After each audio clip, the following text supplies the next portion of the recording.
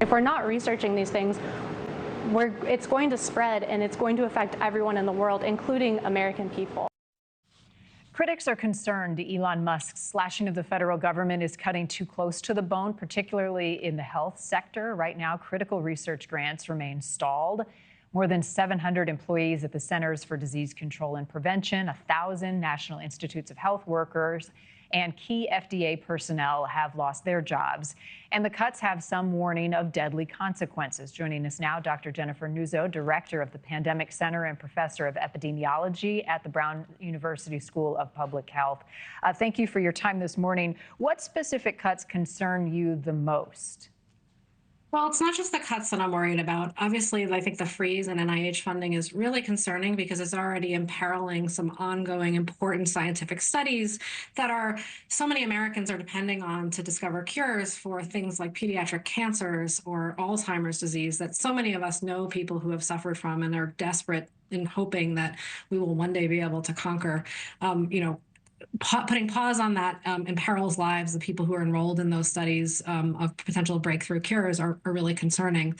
But it's not just the cuts, it's also the chaos and just the uncertainty about what's next, about who is going to be in these critical federal roles to power this scientific research and to all of the kind of health programs that so many of us depend on. That chaos is already having an impact. It's making workers, afraid of taking actions, being able to do their jobs, but it makes it really hard to plan, to know what's next. And I talk to a lot of people who aren't in the federal government, people in other research institutions, people who are in states who are just wondering what's around the corner. And that chaos is really having a very significant detrimental effect. Well, and I think that also speaks to the communication between independent researchers and some organizations in each state and how they work and coordinate collective research within government agencies. How often is that happening, and how does that then slow some of that work?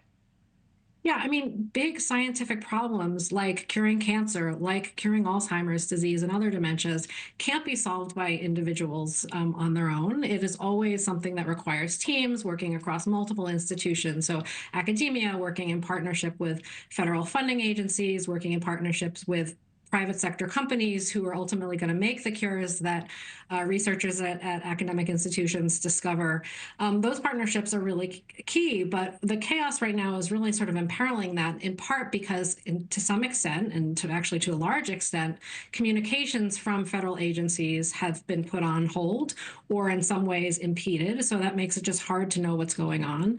There's also now, I think, a culture of fear. Nobody wants to kind of stick their head up for fear that they may be singled out for attacks or for cuts, which is challenging. And just that general uncertainty makes it hard to even know what kind of conversations to have, in part because we just don't even know what the questions are. Doctor, there are concerns about what jobs are being cut, but equally concerning is how the jobs are being cut and how it's being handled and communicated. But at the heart of it, looking for a more efficient way to work and to uncover the keys to some of the cures that you talk about. What do you think would be the right way to audit the system and still accomplish the important work that needs to be done, but also do so more efficiently? Where would you start in your sector?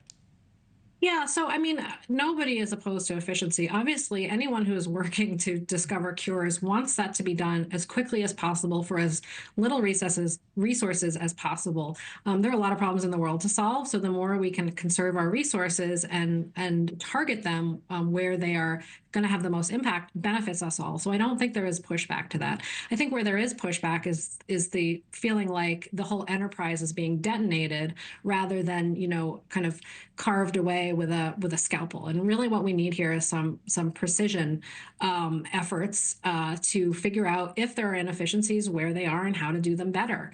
That really needs to be done in conversation with people doing the work. I just it is not possible to do from a giant centralized database of emails from 2 million federal employees and applying artificial intelligence to those emails. So we need to do this, but the people who are doing the work are committed to that, but they need to be involved in those conversations. Yeah, I hear you. A more surgical approach, to use a medical term.